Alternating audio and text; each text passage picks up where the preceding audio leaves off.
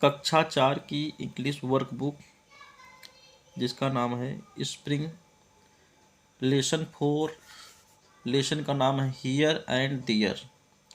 आज here means होता है यहाँ, दियर मीन्स वहाँ। तो आज हम लोग देखेंगे इसके अंतर्गत क्या फिल करना है वर्कबुक में। पहला क्वेश्चन पहले सबसे पहले हम लोग देखते हैं। पहला क्वेश्चन है fill in the blanks with the correct use of here and there. मतलब इन ब्लैंक्स जो यहाँ पर हैं इनको हमें फिल करना है हियर और दियर के यूज से।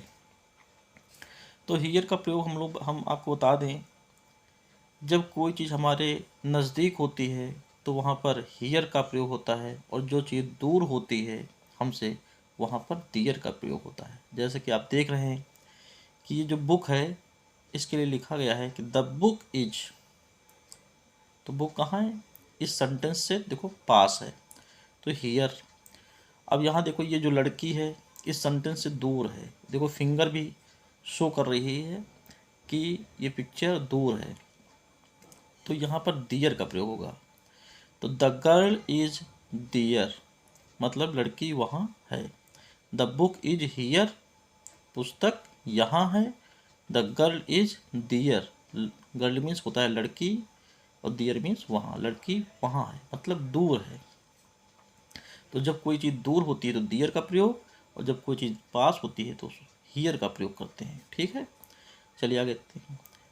द राइनोसेरस इज, अब ये राइनोसेरस कहाँ है, नज़दीक है, नियर है, पास है, तो हियर का प्रयोग करेंगे। The rhinoceros is here. अब ये देखो फिंगर शो कर रही है कि ये बाइक दूर है, तो यहाँ पर दियर का प्रयोग होगा। The motor bike is there. Chair नज़दीक है सेंटेंस के, तो द चेयर इज हियर। इसी तरह से हम और देखेंगे। द स्कूल बैग इज, अब स्कूल बैग कहाँ है, दूर है, तो लिखेंगे there. The school bag is there. Question number 2 की तरफ हम लोग चलते हैं। Look at the pictures and make sentences by using here and there. यहाँ पर बताया गया कि लुक एट द पिक्चर, मतलब इस पिक्चर को आपको देखना है और फिर सेंटेंस को बनाना है हियर और दियर के प्रयोग के द्वारा। One has been done for you, एक आपके लिए दिया गया है। तो पेन दिख रहा है आप सबको, तो दिस पेन इज, अब ये देखो पास में है तो हियर का प्रयोग होगा।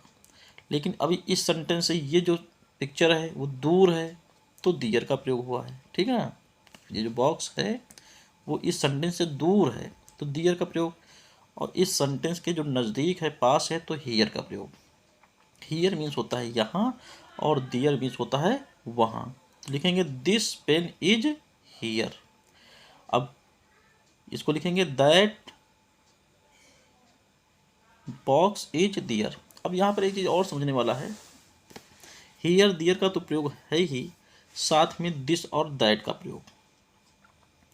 दिस माने होता है यह और दैट माने वह। जिस तरह से हियर माने यहाँ और दियर माने वहाँ।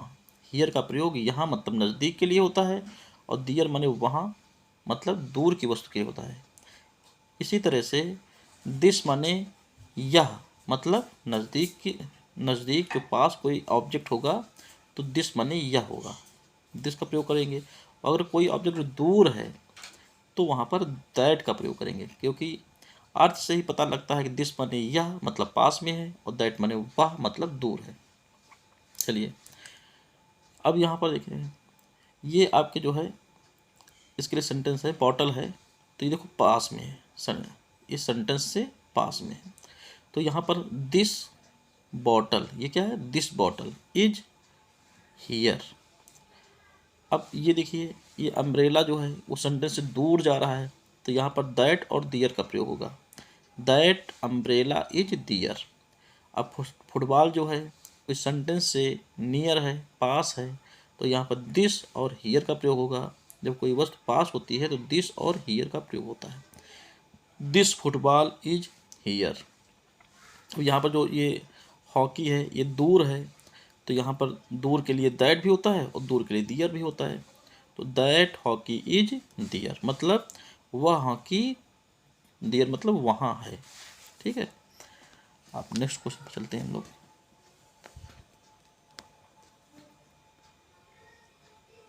क्वेश्चन नंबर 3 है कि make sentences with the help of the table given below. Make माने होता है बनाइए, सेंटेंसेस माने वाक्य बनाना है, विद द हेल्प माने मदद से, द टेबल जो टेबल दी गई है इसकी हेल्प से आपको सेंटेंस बनाना है। तो जैसा कि मैंने बताया है कि दिस के साथ इज आएगा और दैट के साथ भी इज आता है, हेल्पिंग वर्ब, और दिस के साथ हियर आता है और दैट के साथ दियर आता है। समझने का प्रयास करना। इसी तरह से दीज माने ये होता है, तो यहाँ पर बहुवचन मतलब कि प्लूरल ऑब्जेक्ट्स का प्रयोग होगा, तो दी मतलब बहुवचन का प्रयोग होगा। दीज माने ये, जैसे दिस माने यह, मतलब एक वस्तु के लिए दिस का प्रयोग होता है, दिस और दैट का प्रयोग एक वस्तु के लिए होता है। लेकिन दीज माने ये, दोज माने वो। दीज माने ये पास में अगर एक से ज़्यादा चीज़ें हैं तो हम बोलते हैं ये, लेकिन अगर पास में केवल एक वस्तु है तो बोलते हैं दिस माने यह। ठीक है ना। लेकिन अगर दूर कोई एक वस्तु है तो बोलेंगे वह, तो वह के लिए दैट। इसी तरह से अगर दूर कोई एक से ज़्यादा वस्तुएं हैं तो हम वहाँ पर दोज का प्रयोग करेंगे। ठीक है। और इसके साथ बहुवचन की वस्तुएं आती हैं, कहने मतलब प्लूरल्स नाउन्स आते हैं, जैसे ये फ्रॉक्स है, पेंसिल्स है, टिफिन्स है, तो ये दीज साथ आता है, क्योंकि लगता है अर्थ सही पता चल रहा है कि दीज मने ये, दोज मने वो, मतलब एक से ज़्यादा चीज़ें हैं।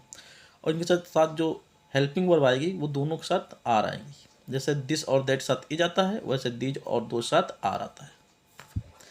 अब दिस माने यह पास में है तो हियर आएगा, इसी तरह दीज माने ये पास में है तो हियर आएगा, दैट माने वह तो इसके साथ दियर आएगा, इसी तरह दोज माने वो तो दियर आएगा, मतलब वहाँ। चलिए हम लोग सेंटेंस मेंटेन करते हैं, मेक करते हैं। तो ये देखिए आप, this bottle is here, this bag is here, that book is there, that bottle is there. यहाँ दिस साथ इज आ रहा है और हियर आ रहा है, इसी तरह दैट के साथ इज आ रहा है, लेकिन दैट साथ वह मने वहाँ, वह के साथ वहाँ का प्रयोग होता है, यह के साथ यहाँ, वह के साथ वहाँ, तो दैट के साथ दियर का प्रयोग हो रहा है। दैट बैग इज दियर। अब हम लोग आते हैं दीज और दोज पर। तो हमने कहा कि दीज माने ये, मतलब एक से ज़्यादा चीज़ होती हैं, प्लूरल थिंग्स होती हैं या प्लूरल ऑब्जेक्ट्स होता है, और इसके साथ हेल्पिंग वर्ब आर आता है। और दीज सत्य, दीज के साथ हियर भी यूज करते हैं, तो these frocks are here, these pencil नहीं होगा, pencils are here, these tiffins are here. अब यहाँ पर दोज माने वो होता है, तो वो वहाँ मतलब दोज, और वहाँ के लिए दियर, तो दोज के साथ दियर का प्रयोग होता है। हेल्पिंग वर्ब आर ही आता है, क्योंकि चीज ने ये सब प्लूरल सब्जेक्ट्स हैं, तो इसके साथ सहायक क्रिया जो हेल्पिंग वर्ब होती है वो आर ही आती है, चाहे वो दीज हो चाहे दोज हो। तो those frocks are there, those pencils are there, इस तरह से हम लोग कर लेंगे। दोज टिफिन्स आर दियर, मतलब वो टिफिन्स, दियर मतलब वहाँ हैं। चलिए नेक्स्ट पेज पर हम लोग चलते हैं। इसमें है ट्रू एंड फॉल्स। ट्रू मतलब सत्य और फॉल्स मतलब असत्य।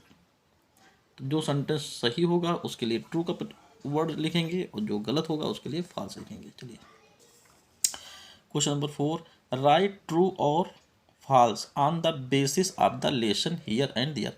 मतलब जो हियर एंड दियर लेसन है उसी के आधार पर, उसी के बेसिस पर हमको ट्रू फॉल्स लिखना है। तो पहले लेसन अगर आप पढ़ेंगे तभी ये ट्रू फॉल्स आपको समझ में आएंगे। चलिए स्टार्ट करते हैं। माला कम टू नीताज होम। यहाँ पर लिखा है कि जो माला है वो नीता के घर आती है, तो ये बात सही है लेसन के आधार पर, तो इसको हम ट्रू लिखेंगे, मतलब सत्य। The story book was on the table, मतलब जो स्टोरी बुक थी वो टेबल पर थी, तो ये बात गलत है, false. Mala helps Nita to keep things at their proper places, मतलब माला जो है वो नीता की मदद करती है टू कीप थिंग्स माने वस्तुओं को रखने में, एट दियर प्रॉपर प्लेसेस माने उनके उचित स्थान पर, तो ये बात आपकी सही है, ट्रू है, तो हम ट्रू लिख देंगे। डी नंबर है Nita finds the blue bag on the bed, Nita bed पर ब्लू बैग पाती है, तो ये बात गलत है, ब्लू बैग नहीं कुछ और पाती है, false. E number the blue frock was in the cupboard, जो ब्लू फ्रॉक है, नीली जो फ्रॉक है वो कपबोर्ड में थी, मतलब अलमारी में थी, ये बात सही है, तो ट्रू आ जाएगा। तो ये लेसन पढ़ेंगे तो तभी आपको समझ में आएगा। 5 number according to the lesson, मतलब लेसन के अनुसार, हियर एंड दियर, यहाँ और वहाँ, fill in the blanks with appropriate words to complete the sentences, मतलब ये जो सेंटेंस दिए गए हैं, जो हियर एंड दियर लेसन है, उसके आधार पर आपको खाली स्थान भरना है, किससे भरना है, एप्रोप्रिएट वर्ड से। तो देखते हैं क्या एप्रोप्रिएट वर्ड्स आएगा। You should keep the things at their places, जैसा कि लेसन में बताया गया है कि आपको जो अपनी थिंग्स हैं, चीज़ें, वो किस स्थान पर रखनी चाहिए, प्रॉपर प्लेसेस पर, तो यहाँ पर प्रॉपर वर्ड आ जाएगा। बी नंबर है the colour of the Neeta's bag was, यहाँ पर बताया जो कलर है नीता की बैग का वो कैसा था, तो ये ब्लू था।